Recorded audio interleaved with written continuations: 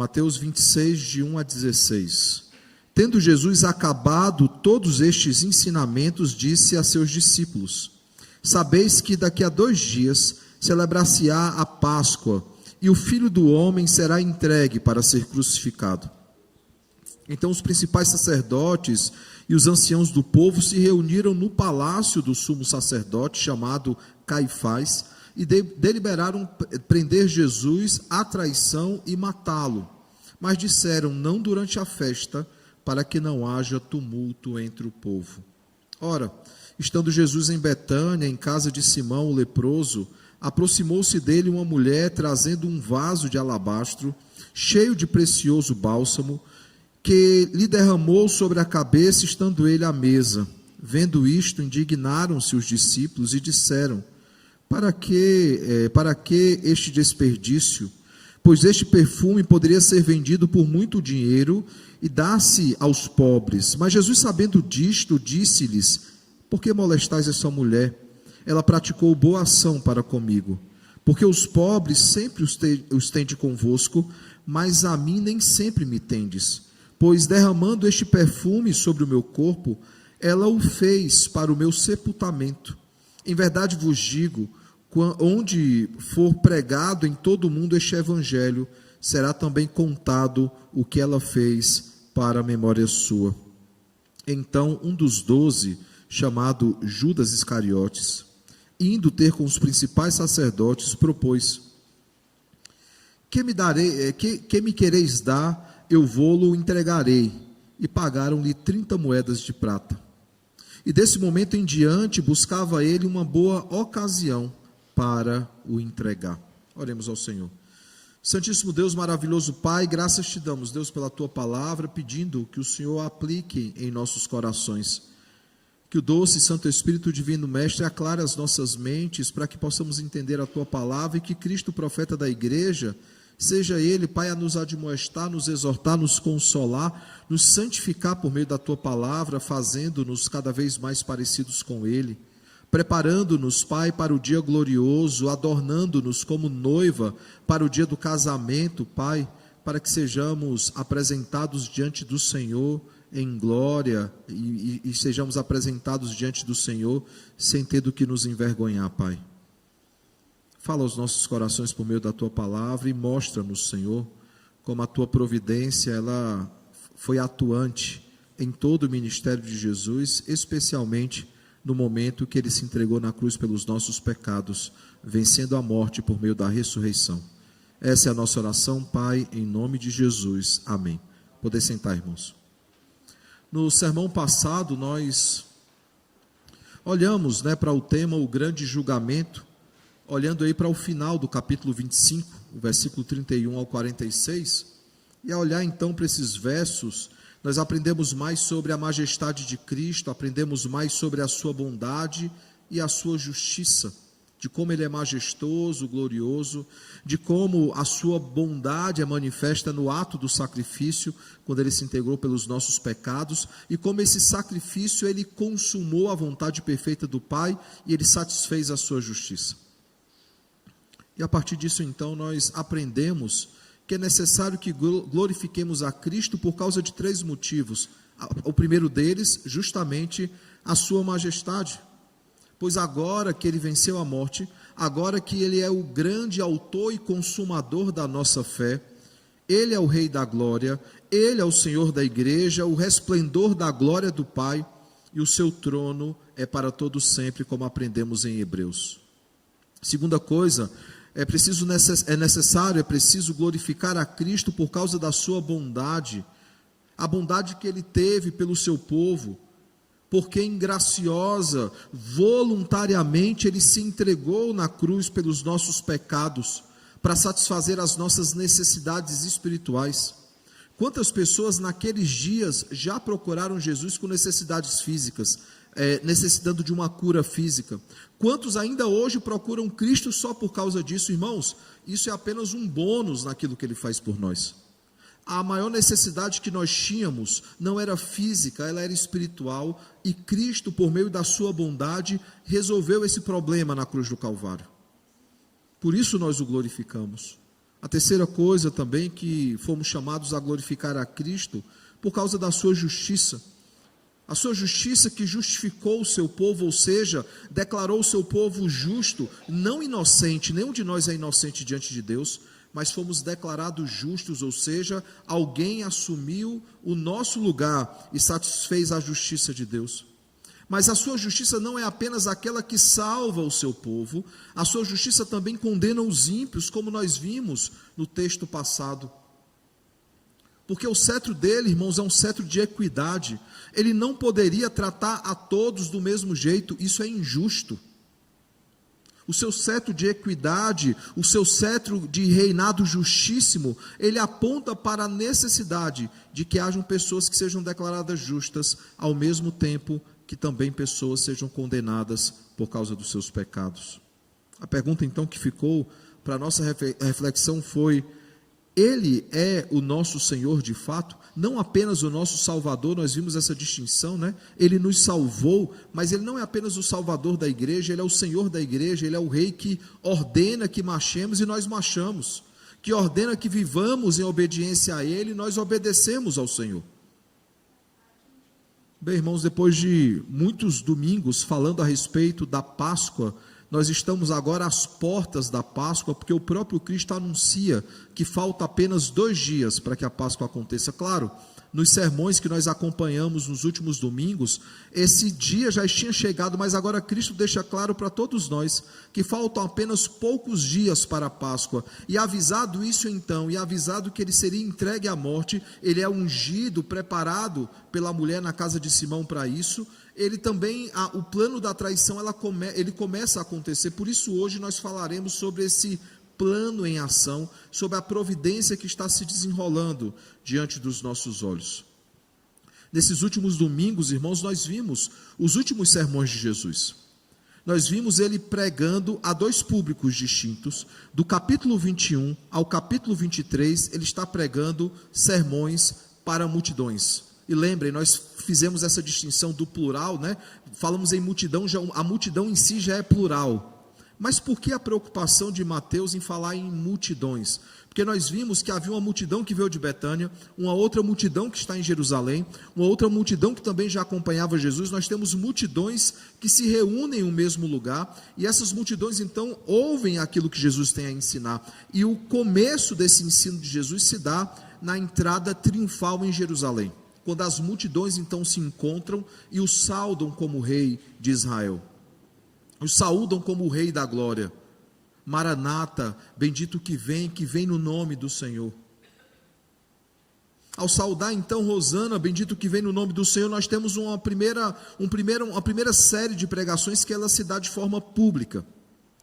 Há um segundo momento, como nós vimos, no capítulo 24 e no capítulo 25, onde o sermão ele passa a ser apenas para os discípulos. E alguns discutem se são todos os discípulos ou apenas 4 discípulos. André, irmão de Pedro, o próprio Pedro, os 2 estão juntos, e Tiago e João, que também eram irmãos, não dos 2 primeiros, né, eram irmãos entre eles, que também estavam juntos. Alguns discutem que apenas esses 4 ouviram o sermão de Jesus. Há só um problema nisso, irmãos, mesmo com a ênfase dada em outros evangelhos, é porque Mateus dá a entender que ouviu esse sermão. Marcos registra também esse sermão, mas Marcos, ele escreve da parte de Pedro, né? Alguns dizem que o evangelho de João Marcos, né? Na verdade é o evangelho de Pedro escrito por João Marcos. Nós temos o evangelho de Lucas, de um historiador que poderia ter ouvido de outra pessoa, e temos o evangelho de João, alguém que está ali presente. Mas o fato, irmãos, é que é mais risível, mais crível, que de fato nós vejamos todos os discípulos nessa cena, ouvindo então os ensinos de Jesus. E aí nessa cena então nós temos o que são chamados o último bloco dos sermões do reino, lembrando que são 3 blocos, né? Um primeiro fala a respeito do caráter do reino, né? Como se dará o reino, um segundo dizendo aqueles que farão parte do reino, e o terceiro bloco apontando para a consumação desse reino, que acontecerá finalmente com a morte de Cristo, a sua vitória na cruz do Calvário, sim, dando início a esse reino, mas se consumará na volta gloriosa de Cristo, quando ele consumar todas as coisas. Essa jornada, irmãos, tão longa, né, que aconteceu em poucos dias para eles, mas para nós durou meses, em exposições, ela se inicia então com a entrada triunfal no capítulo 21, verso 1 ao verso de número 11. E essa entrada triunfal, ela aconteceu no domingo. Se os irmãos lembrarem, quando nós olhamos para a entrada triunfal, eu apresentei cronologicamente por que era o domingo. Ou seja, do capítulo 21 ao capítulo de número 26, o começo do capítulo 26, nós temos alguns dias que se passam, o domingo, a segunda e a terça-feira. Por quê? Porque aqui ele anuncia que faltam apenas 2 dias para a Páscoa, que aconteceu numa quinta-feira.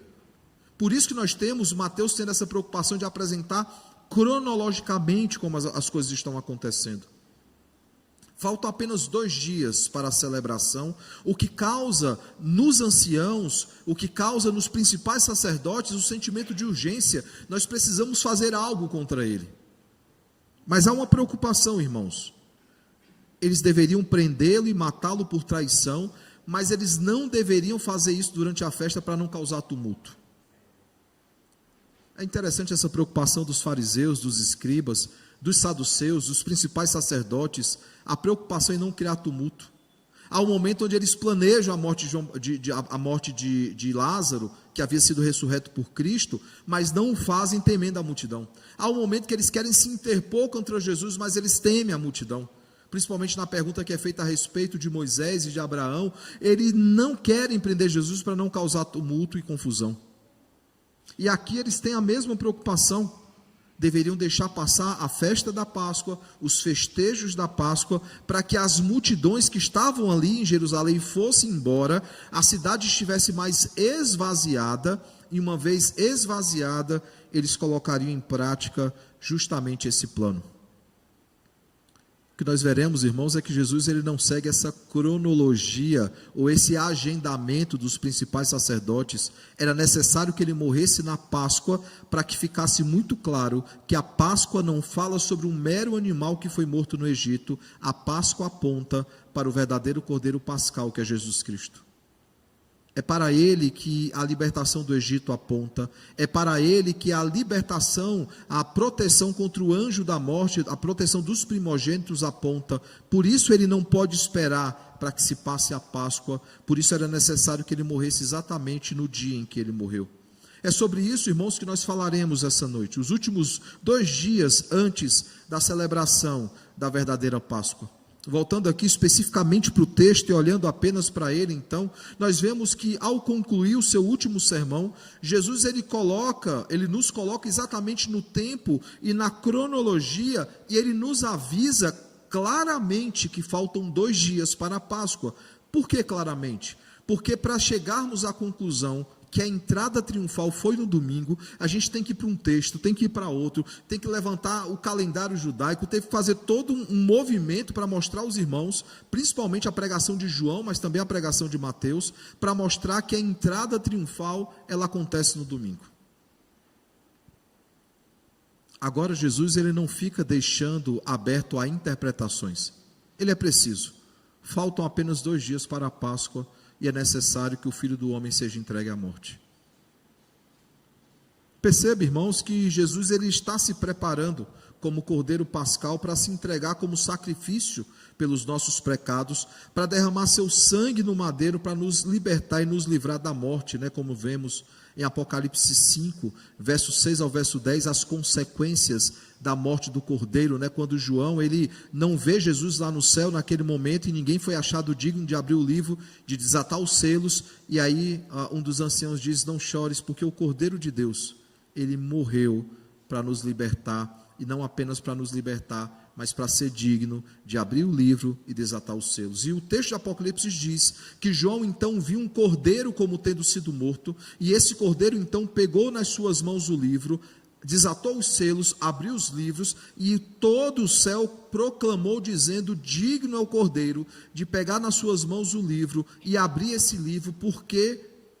Por causa do seu sangue, por meio do seu sangue foram comprados representantes de todos os povos, tribos, raças e nações, e por causa disso ele é adorado eternamente. É esse momento que João nos coloca e nos apresenta como consequência da morte de Cristo. Mas não se esqueçam, irmãos, essa promessa, essa morte, ela já foi bem detalhada em Isaías capítulo 53. Isaías capítulo 53, ele é colocado diante de nós a forma como Cristo seria imolado, como ele morreria pelos nossos pecados.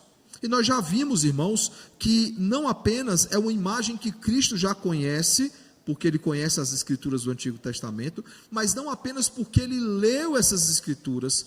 Pedro dirá, na primeira carta de Pedro, no capítulo de número 1, versos 10, 11 e 12, ele dirá o seguinte, que foi o próprio Deus que inquiriu, que fez com que os profetas investigassem a respeito da morte de Cristo, e diz que o Espírito de Cristo estava neles, mostrando claramente, com detalhes, como aconteceria a sua morte e a sua vitória na cruz do Calvário.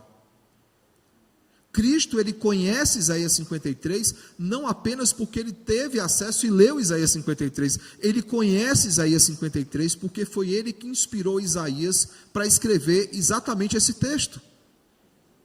Então, quando ele diz aqui para todos nós o seguinte, quando ele coloca aqui já na abertura do texto, e ele diz o seguinte: sabeis que daqui a 2 dias celebrar-se-á a Páscoa e o Filho do Homem será entregue para ser crucificado. Ele não está com suposições. Ele não está apenas ciente do plano dos principais sacerdotes e dos anciãos do povo. Ele sabe porque ele conhece os desígnios de Deus e o decreto eterno da redenção.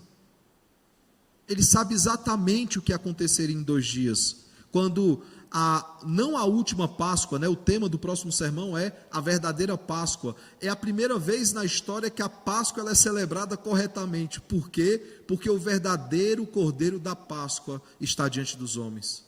E ele sabe disso, irmãos. Os principais sacerdotes, os anciãos, ao mesmo tempo que Jesus se prepara para se entregar como sacrifício pelos nossos pecados, eles estão com outro plano em curso. Eles estão preparando para que Jesus seja preso, eles estão preparando para que Jesus seja morto, eles estão planejando a prisão e a morte de Cristo. Mas algo preocupava esses homens, que era justamente o tumulto. Por isso, a ordem bem clara: não façamos durante as festas. Porém, embora eles se preocupassem com isso, irmãos, por mais que eles desejassem atrasar um pouco mais a prisão e a morte de Jesus para depois da festa dos pães asmos e a festa da Páscoa, o decreto de Deus é que Jesus morreria exatamente nessa festa. Perceba como Jesus ele é atento ao calendário judaico para mostrar que esse calendário aponta para ele o tempo inteiro. Se os irmãos lembrarem, na série de pregações em João, que nós tivemos alguns domingos pela manhã, quando nós olhamos lá para a série do Eu Sou, nós vimos que na festa dos tabernáculos, festa chamada a festa das luzes, Jesus afirma o seguinte: eu sou a luz do mundo. Jesus está o tempo inteiro olhando para o calendário judaico e dizendo o seguinte: esse calendário, essas festas, esses ritos, tudo aponta para mim. Por isso Jesus entende que ele morreria exatamente na Páscoa, que se aproximava, não apenas o dia da sua morte, mas esse dia já estava datado pelo próprio Senhor. Continuando aqui no texto, irmãos, no versículo 6, então, nós temos uma segunda cena que acontece. Nessa segunda cena, há uma outra coisa que aponta para a sua crucificação. Nós vemos que ele está então em Betânia, e aí o texto nos diz que ele está na casa de Simão o leproso, e Betânia é a cidade de Lázaro, e aí nos diz que Jesus então foi ungido por uma mulher. Há uma certa diferença cronológica com a cena de João. Por quê, irmãos? Porque, por exemplo, a cena de João ela acontece antes da entrada triunfal. E não apenas isso, a informação que João nos traz é que a casa onde aconteceu isso foi na casa de Lázaro. E estavam presentes nessa cena Marta e Maria, irmãs de Lázaro. Mas não há conflito, irmãos, por mais que as datações sejam diferentes. Por quê? Porque João vai afirmar categoricamente no capítulo 12, verso 1, que foi 6 dias antes da Páscoa que isso aconteceu. Por que não há uma confusão aqui, irmãos? Porque Mateus ele não coloca cronologicamente o evento. Por que ele não coloca cronologicamente o evento, irmãos? Por que ele não está dizendo que a cena de hoje aconteceu 2 dias antes da Páscoa? Ao contrário do que acontece com Lázaro, que diz que foi na casa de Lázaro, João diz que foi 6 dias antes da Páscoa. Porque o que parece é que Mateus ele está abrindo aqui um parêntese. Porque é óbvio que Jesus não está em Betânia, ele está em Jerusalém. Ele entrou em Jerusalém e ele será morto aonde? Em Jerusalém. O que parece é que, ao fazer menção sobre a prisão e a morte de Cristo, Mateus ele volta um pouco no tempo para contar sobre o que aconteceu ali em Betânia, na casa de Lázaro ou na casa de Simão o leproso. Lembrem que esses 6 dias foi exatamente a cronologia usada para que nós entendêssemos quantos dias faltavam para que a Páscoa acontecesse. Porque nós teríamos aí o domingo, a segunda, a terça, a quarta, a quinta entrando na sexta, porque alguns entendem que a entrada triunfal, alguns entendem a contagem judaica, como não é semelhante à nossa, entendem que a entrada dele faz parte um pouco do sábado. Por quê? Porque para um judeu o dia é de 18 horas a 18 horas. Então, quando ele diz a expressão que ele está entrando em Jerusalém faltando 6 dias, possivelmente era ainda o sábado. O sábado para nós, que é de meia-noite a meia-noite. Mas o sábado já fazia parte da contagem judaica, como domingo. Então, se ele está ali por volta de 19 horas, 20 horas, que para nós ainda é sábado, para eles ainda é domingo. Por isso que eu expliquei toda a continha que era feita para provar que a entrada triunfal aconteceu num domingo, e eu não posso voltar a essa explicação novamente, mas depois os irmãos peguem a passagem em João 12 sobre a entrada triunfal. O fato, irmãos, é o que parece para nós é o seguinte: Mateus ele volta um pouquinho no tempo. Por que ele volta um pouquinho no tempo, irmãos? Porque ele está falando da mesma cena. A mesma cena que é registrada por Marcos, a mesma cena que é registrada por João, possivelmente. Por que possivelmente, irmãos? Porque todos os elementos estão lá.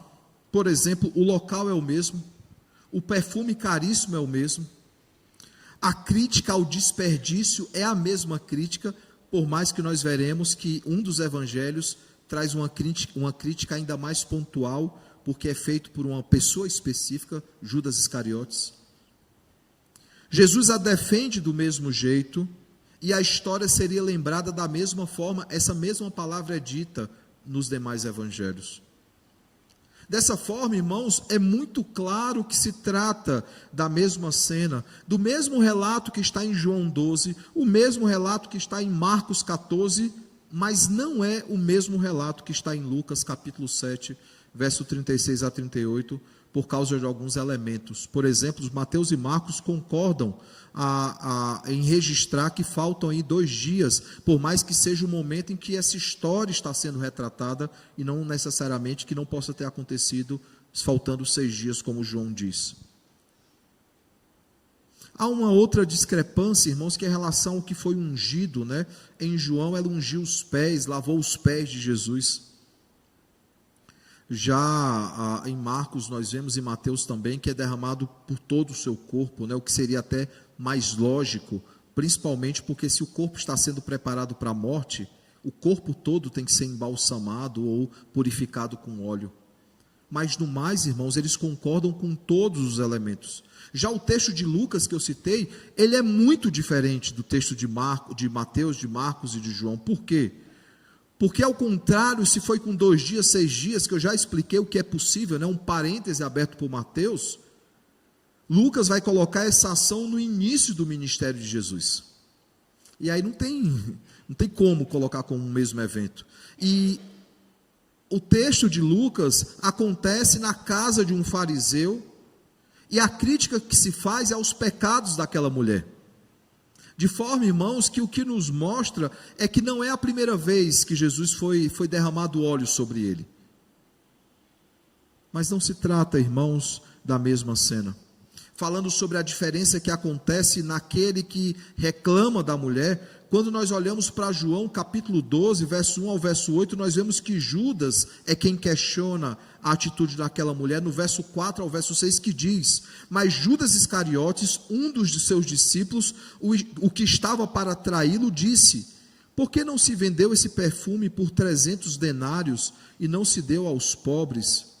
E aí, antes que alguém ache que ele está sendo piedoso e preocupado com a necessidade dos pobres, a resposta, a próprio João esclarece a cena dizendo: isto disse ele, não porque tivesse cuidado dos pobres, mas porque era ladrão, e tendo a bolsa, ou seja, ele era o tesoureiro lá dos discípulos, né?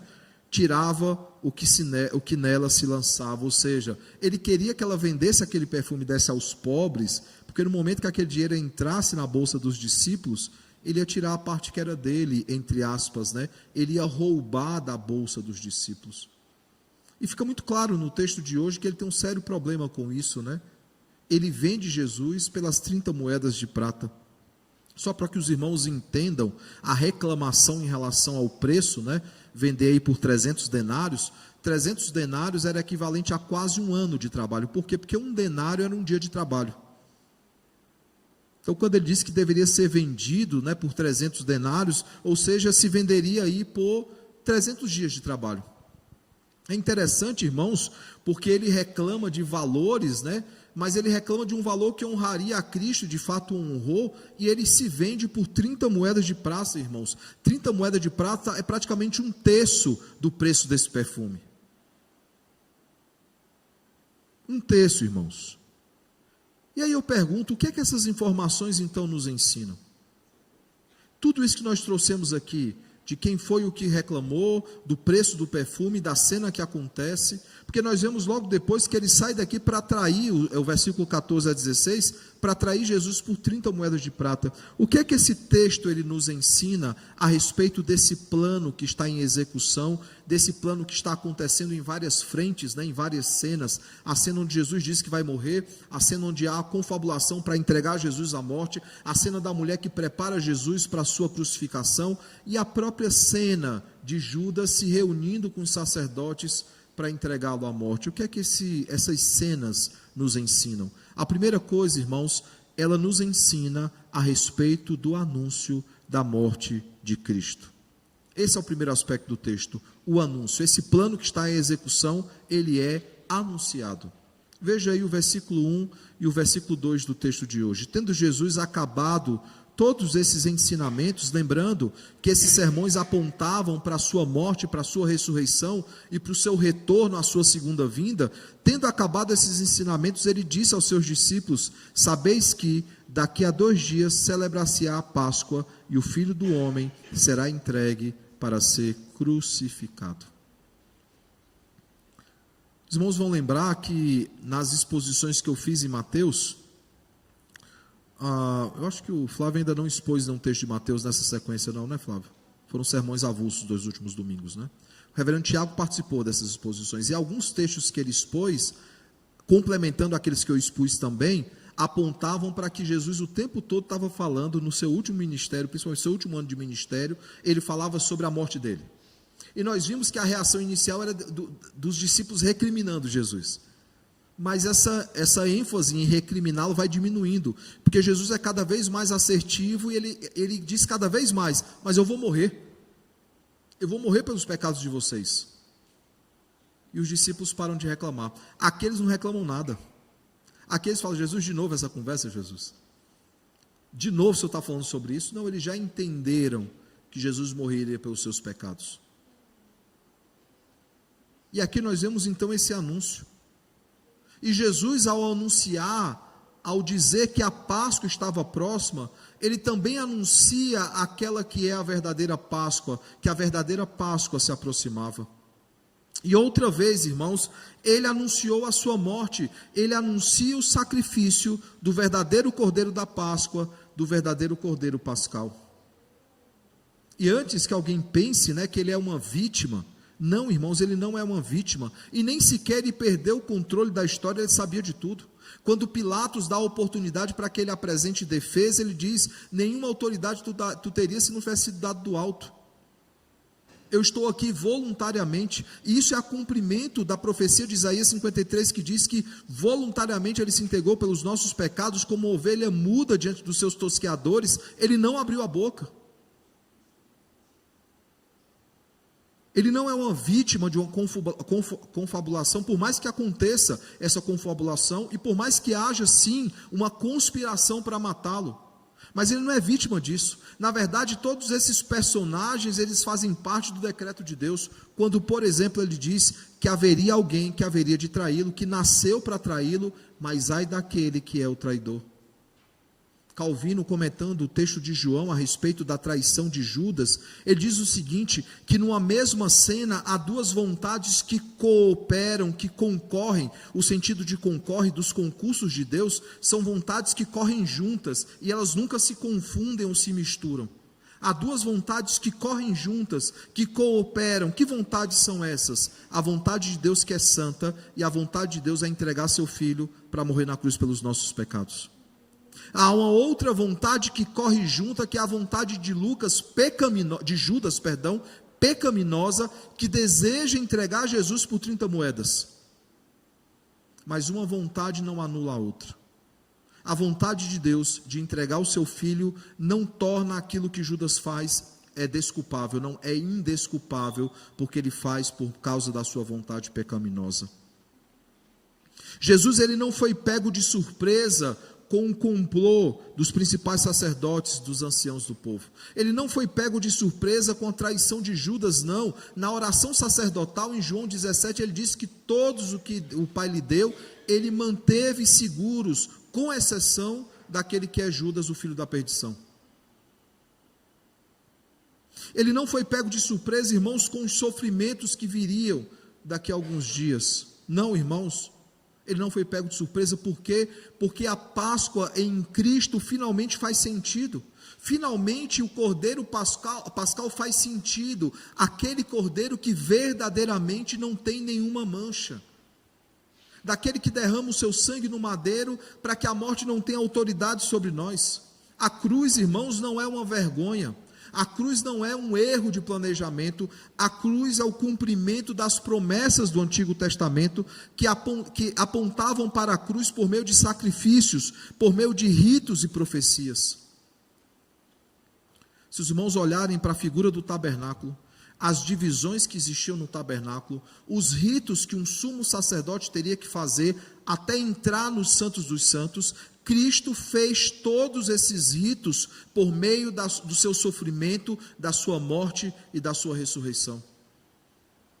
O tabernáculo aponta para Cristo, o sumo sacerdócio aponta para Cristo, todas as figuras, todas as imagens, todos os ritos religiosos do Antigo Testamento, da lei cerimonial, apontam para Cristo. Não é à toa que Hebreus diz que elas são sombras de Cristo.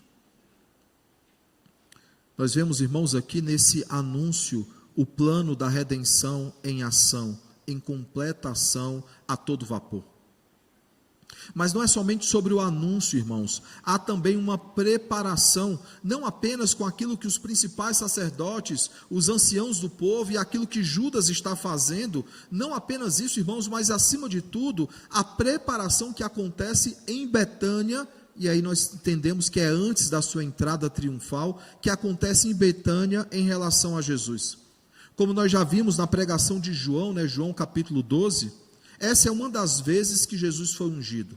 O relato bíblico aponta para dois momentos. O início do seu ministério, registrado ali em Lucas, capítulo 7, como nós já vimos, e também o final do seu ministério, que é justamente a preparação para a sua morte, como se começasse e concluísse o seu ministério da mesma forma. E esse relato está aí em Mateus, em Marcos e João, que é o segundo momento. E como nós já vimos, irmãos, nesse outro evento registrado, em Lucas 7, 36 a 50, ele acontece em um outro momento. Hendricks, inclusive, nós vimos na oportunidade, comentando esse texto, ele vai mostrar claramente que são duas narrativas totalmente diferentes. Mas o fato, irmãos, é que parece que sempre há essa preparação no início do seu ministério e no final do seu ministério. De qualquer forma, irmãos, nós vimos em João que Maria, que sempre demonstrou muita piedade, né, muita preocupação, muita devoção em relação a Cristo. Basta lembrar que Marta e Maria, as duas irmãs, elas tinham uma questão teológica. Marta queria trabalhar o tempo inteiro, enquanto Maria entendia que tinha que ficar aos pés de Jesus, aprendendo de Jesus. E alguns crentes que são assim, né, também. Acham que a mera religiosidade, o ativismo religioso é o que é importante na vida cristã. Maria escolheu a melhor parte, é isso que Cristo diz para ela. Ela entende que sim, é necessário trabalhar na igreja, mas quando temos a oportunidade de parar e ouvir a palavra de Deus, nós fazemos isso. Essa mesma Maria, então, tão devota a Cristo e tão piedosa, ela lava então os pés, né? João vai dizer que ela lavou os pés, Mateus e Marcos falam da cabeça, do corpo inteiro, e ela faz isso sem saber que estava preparando Cristo para a sua crucificação. E o verso 12 ele afirma isso, né? Pois derramando este perfume sobre o meu corpo, ela o fez para o meu sepultamento. Nós vimos, olhando para João, irmãos, que possivelmente esse bálsamo tão caro era o bálsamo que ela havia adquirido, que ela havia comprado para embalsamar o seu irmão Lázaro, que havia morrido, mas que agora está vivo, porque Cristo ressuscitou. Então esse óleo que ela adquire, então, com muita dificuldade, eles não eram uma família rica, mas que ela adquire com muita dificuldade, ela havia adquirido para o seu irmão.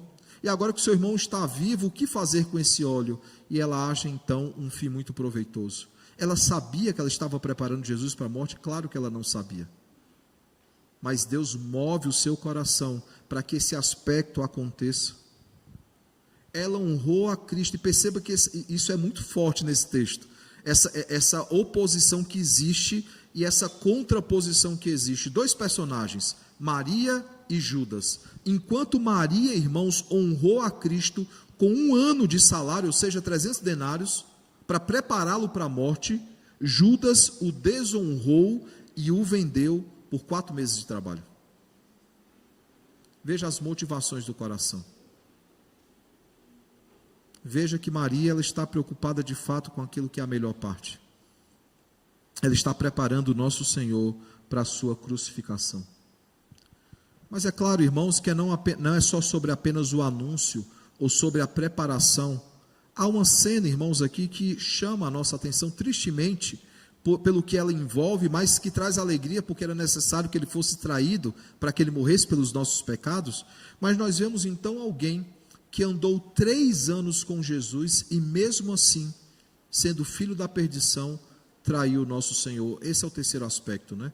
Esse plano que está em ação, ele não tem apenas um anúncio e uma preparação, a traição faz parte desse plano. Como vimos no ponto passado, né? Cristo ele foi honrado por Maria com 1 ano de salário dela, enquanto Judas o desonrou, vendendo-o por 4 meses de trabalho. 300 denários vezes 30 denários. A atitude de Judas, sobre 30 moedas de pratas, a atitude de Judas, irmãos, refletiu o que estava em seu coração. Lembra um texto de João, capítulo 12, verso 6, diz o seguinte: isto, disse ele, não porque tivesse cuidado com os pobres, mas porque era ladrão, e tendo a bolsa, ou seja, ele era o tesoureiro, né, tendo a bolsa dos apóstolos à sua disposição, ele tirava nela o que se lançava. Logo, irmãos, a ganância de Judas, que o faz trair Jesus, é um contraste com o desprendimento, o amor da mulher, que dá aquilo que ela tem e o que ela não tem, para honrar a Cristo. Judas ouviu os sermões, irmãos. Judas, ele viu os sinais. Judas, ele caminhou com Jesus. Mas ele não era um regenerado, ele não era sequer um eleito do Senhor. Ele era, como João 17,12 diz, na oração sacerdotal, Jesus diz que ele é o filho da perdição. Tenho visto com preocupação alguns debates onde tentam defender que Judas era um eleito. E não é um assunto novo. Por volta dos anos 2010, 2011, um pastor presbiteriano resolveu escrever, um pequeno texto dizendo: Judas, o nosso irmão. Irmãos, se outros casos nós podemos discutir, alguns ter certeza ou não, né? Por exemplo, Saul era um eleito de Deus, Esaú era um eleito de Deus, há elementos que apontam como para o fato de que Esaú não era um eleito de Deus, né, por causa de Romanos, de que Saul não era o eleito de Deus, não porque ele atentou contra a própria vida, mas porque suas obras não eram obras de alguém que foi regenerado pelo Senhor. Judas, em toda a Escritura, é o homem mais claro que a gente pode olhar e dizer, esse aqui não pertence ao Senhor, porque ele é chamado de filho da perdição. Esse Judas, irmãos, ele caminhou com Jesus. Veja o que é que Jesus vai falar a respeito dele: quando eu estava com eles, guardava-os no teu nome, que me deste, e protegi-os, e nenhum deles se perdeu, exceto o filho da perdição, para que se cumprisse as Escrituras. Sabe por que Jesus está falando para que se cumprisse as Escrituras? Porque Salmo 41, verso 9, fala sobre a traição de Judas. O Salmo 55, verso 12 a 14, fala sobre a traição de Judas, não apenas que haveria a traição, mas como a traição se daria, fazendo menção às 30 moedas. O Salmo 109, verso 8, fala sobre esse momento. Zacarias 11, o capítulo 11, versos 12 e 13, falam sobre esse momento. Atos, capítulo 1, verso 16, já depois do que aconteceu, refere-se a esse momento também. De que haveria alguém que venderia Jesus por 30 moedas, o trairia. E como nós vemos, irmãos, a traição também, assim como o anúncio e a preparação, também fazem parte do plano eterno da redenção. E é interessante, irmãos, que nós veremos depois, nos versículos 23 e 24, né, nós não vamos entrar nele ainda, né, nós veremos o seguinte: e ele respondeu, o que mete comigo a mão no prato, esse me trairá. O Filho do Homem vai, como está escrito a seu respeito, mas ai daquele por intermédio de quem o Filho do Homem está sendo traído. E ele conclui dizendo, melhor lhe fora não haver nascido. Veja a menção dele às Escrituras mais uma vez. Tudo isso, irmãos, estava decretado pelo Senhor, e nós vemos diante de nós um plano que está em curso, um plano que nos prepara para o próximo sermão, que é sobre a verdadeira Páscoa. Nós vemos o anúncio, nós vemos a preparação e nós vemos a traição de Judas. O que é que nós podemos aprender então desses três aspectos, essas três palavras, né, esses três momentos que fazem parte desse plano eterno? A primeira coisa, irmãos, aprendemos que é preciso confiar no Senhor, sabendo, irmãos, que o plano eterno da redenção não daria errado, não poderia dar errado, porque aquele que decretou é soberano e fiel. Por que Jesus ele sabe exatamente como se daria a crucificação? Por que Miqueias sabe a cidade onde Jesus nasceria? Por que Isaías afirma não apenas que ele nasceria da virgem, em Isaías 7,14, mas também afirma que o governo estaria sobre os seus ombros? Por que ele pode afirmar isso? Por que Isaías tem essa convicção? Por que os demais profetas sabem sobre isso? Porque o próprio Cristo os inspirou para escrever a respeito disso. Não é um plano, irmãos, que poderia dar errado. Não é um plano que corre risco quando, por exemplo, Jesus nasce e Herodes manda matar as crianças de 2 anos para baixo. Alguém pode, sem conhecer a história, ficar preocupado. Rapaz, mas se José não foge, será que Jesus vai morrer? Não tinha possibilidade disso acontecer, porque aquele que prometeu é fiel para cumprir. Segunda coisa, irmãos, esse texto nos ensina que é preciso ser leal ao Senhor.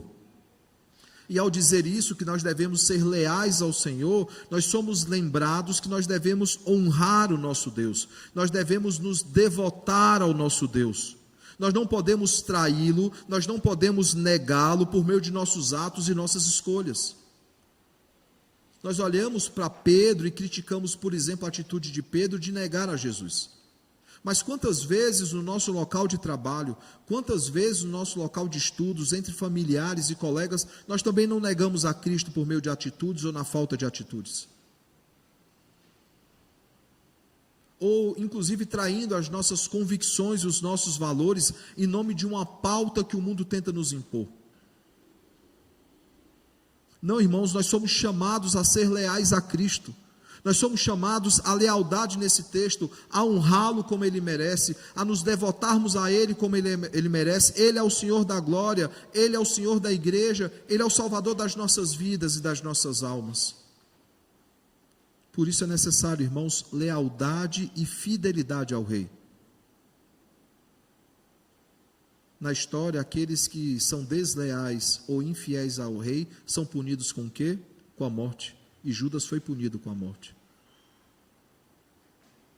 A morte eterna. Mas há uma terceira e última coisa que esse texto ele nos traz como aplicação. Não é apenas um chamado à confiança no Senhor, não é apenas um chamado à lealdade, a sermos leais a Cristo. O texto nos chama a adorá-lo eternamente. Onde esse texto fala sobre isso? Quando nós olhamos para o exemplo de Maria, do quanto ela dedicou ao Senhor por meio daquele bálsamo. O texto de hoje, irmãos, nos chama a dedicar ao Senhor o nosso melhor, sem reservas, pois Ele entregou a sua vida completamente e voluntariamente em nosso lugar. E eu estou falando, irmãos, não de recursos, estou falando de tudo, de tempo. Algumas vezes nós somos fiéis dizimistas na igreja, mas nós não dedicamos tempo à obra do Senhor. Se nós aplicarmos aí o chamado 10% a tudo que temos, o nosso tempo também está incluído.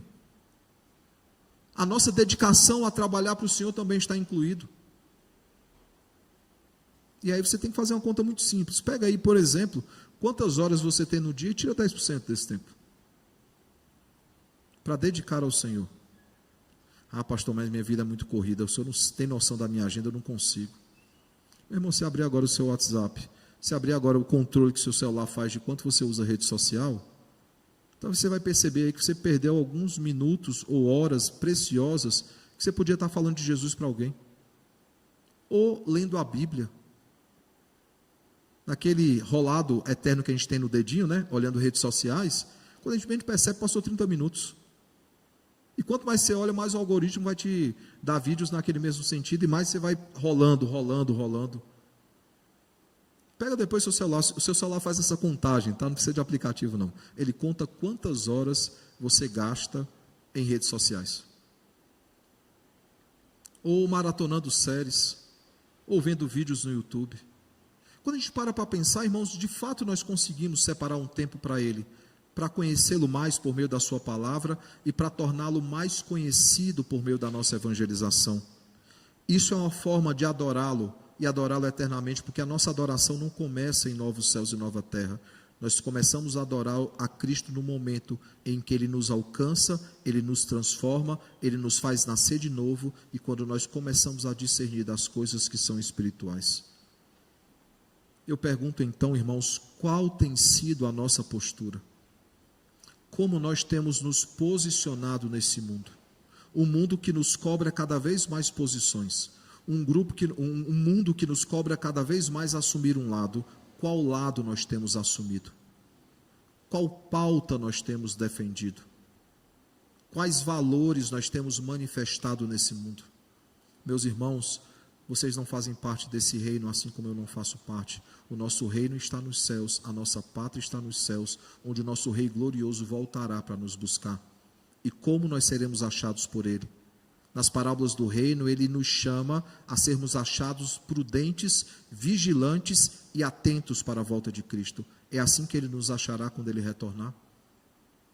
Que o bom e eterno Deus, irmãos, nos ajude a confiar na providência dEle, sendo leais ao Senhor e adorando todos os dias e por toda a eternidade.